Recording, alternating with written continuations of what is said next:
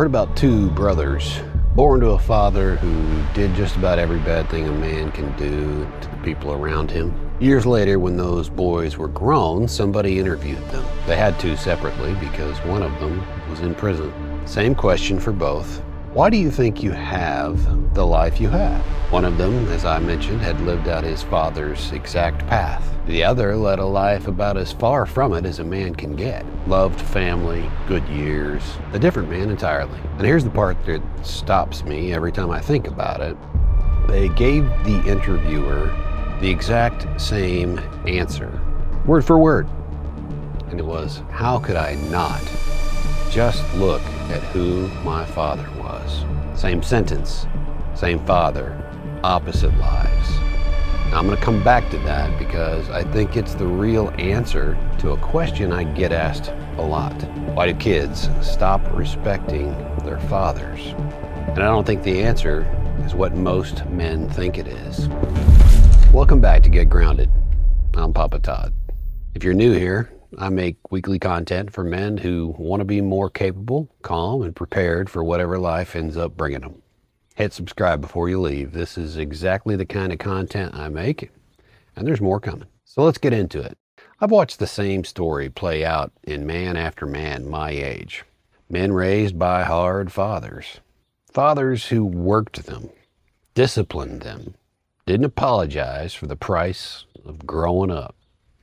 And when those boys became fathers themselves, they swore they'd do it different. Almost every one of them swung too far the other way, gave their sons everything, didn't make them earn much of anything. And here's what nobody saw coming. The sons didn't respect what it took to earn those things. And they didn't respect their fathers for the work it took to give it to them. The line between a want and a need got real blurry for the kid, and sometimes for the father too.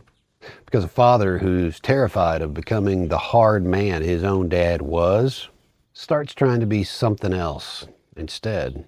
A friend, somebody easy to be around, somebody who never has to be the bad guy. And a boy raised by a friend instead of a father grows up spoiled, inconsiderate, entitled, and doesn't even know it because nobody ever told him no long enough for it to mean anything.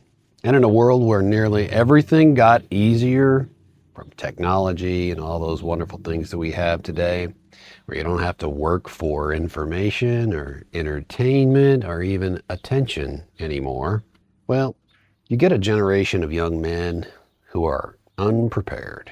Not because they're bad, because a whole generation of fathers overcorrected out of love. And it cost their sons the one thing they actually needed from them. Somebody willing to be hard enough to get them ready. My dad was hard on me. He pushed me. I've told you that already. He farmed me out to neighbors, moved me from trade to trade before I could ever get comfortable in any one of them. But here's what I didn't tell you. Some of that work wasn't just work.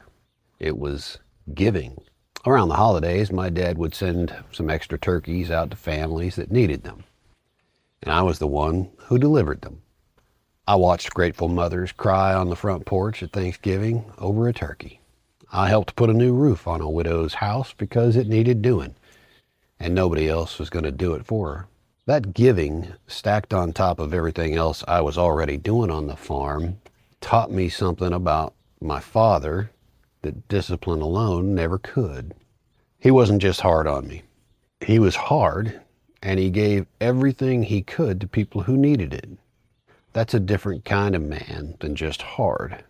Now, I won't pretend it didn't cost me anything. I missed playing certain sports some years, school events, and just hanging out with my friends. And I made a mistake I still think about. My senior year, before midterms, I had all the credits I needed to graduate. So I graduated high school early so I could get on to working and making more money when I should have just ridden out the year, taken some blow-off classes, right? Made some memories.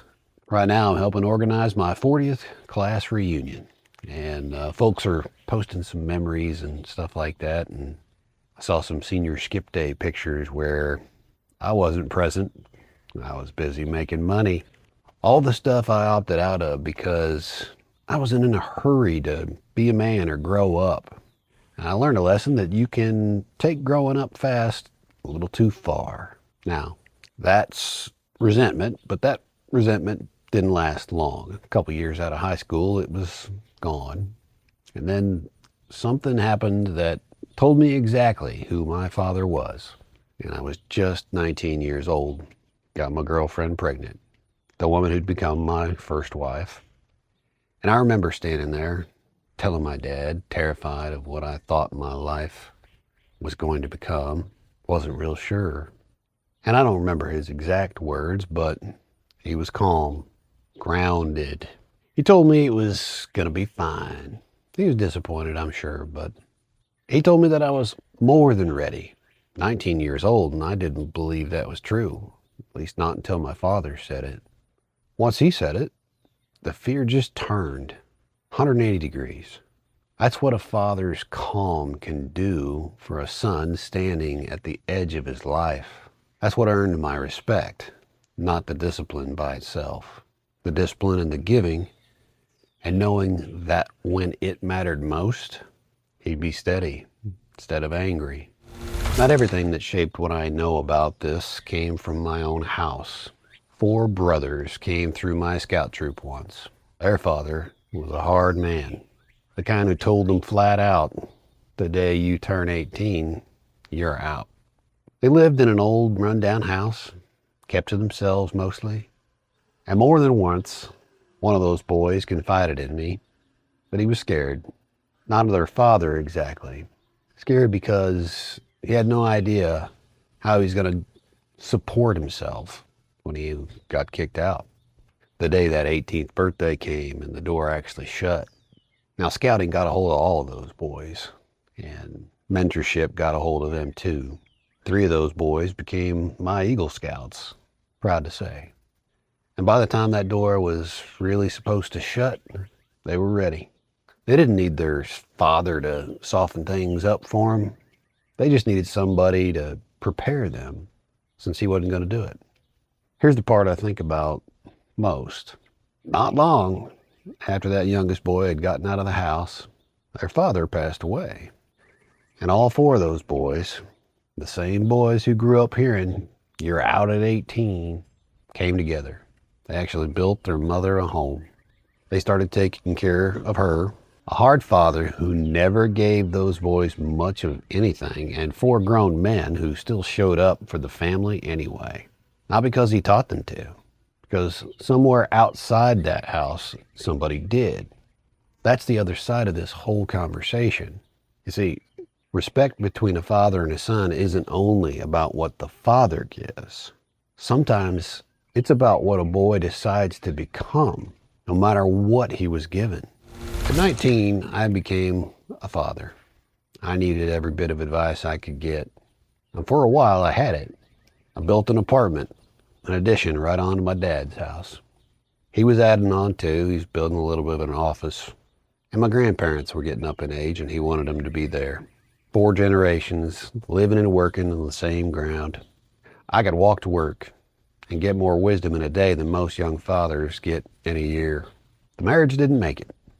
We tried. Real effort. It ended anyway. My kids split time between 2 houses. A week with me and a week away. After a couple of years, I could feel it. My oldest boy drifting just a little bit. Life looked different at the other house than it looked at mine. Different rules, different consequences, or not at all. And a boy caught between 2 different standards will usually drift toward whichever one asks less of him. I won't pretend that didn't hurt a little bit, but watching a son start to push back against the one house that was actually trying to get him ready for something, it stung a little. Years later, I moved to Texas and I got a call. His mother told me she could see it too, that the drift was real and she didn't want the same road for his younger brother. She said he could come live with me. I found out afterward it wasn't her idea completely. It was his too. That's the moment that confirmed something for me. A son will find his way back to the house that held the line, even if it takes years, even if somebody else has to make the call first. I don't know how much of that story belongs anywhere outside my own family, but I'll tell you the shape of it, because the shape's what matters. Respect between a father and a son isn't a straight line. It bends. Sometimes it drifts almost all the way out of sight. And if the father holds steady, it can still be a way for him to find his way home. Now, I told you I'd come back to those twin brothers. Same father, same terrible childhood. Same exact sentence when somebody finally asked them why. How could I not just look at who my father was? One boy used that sentence to explain why he became his father, and the other used the same sentence to explain why he never could. That's not really a story about a bad father.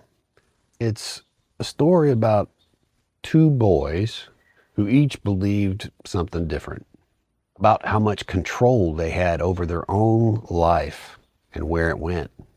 I think that's the real answer to why kids stop respecting their fathers, and the real answer to how you get it back. It's not really about being hard enough or soft enough. My father was hard, and he earned my respect because the hard was carrying something else, given to people who needed it. Being calm and steady the one time I needed him most was another one. Those four brothers who had a father who gave them almost nothing, and they still became men who showed up because others outside that house showed them it was possible, and they chose to believe it. My own son drifted a little from me for just a few years, found his way back, because in the end, he made that choice himself. You can't hand a child respect, you can't inherit it, and you can't demand it. You can only live in a way that's worth respecting. Give what you have. Hold the line, even when it costs you. Stay calm when it matters most. And then trust that somewhere down the road, your son will look at who you were and decide for himself who he's going to be. So that's it. That's the full conversation. But now let me ask you something. Did your father ever earn your respect the hard way or the easy way? And if you're raising sons right now, which one are you giving them? Leave it in the comments down below. I don't just say that for no reason. The answer might be exactly the nudge that another father needs today. So leave it below. Until next time, get grounded, stay steady, and stay ready. We'll see you next week.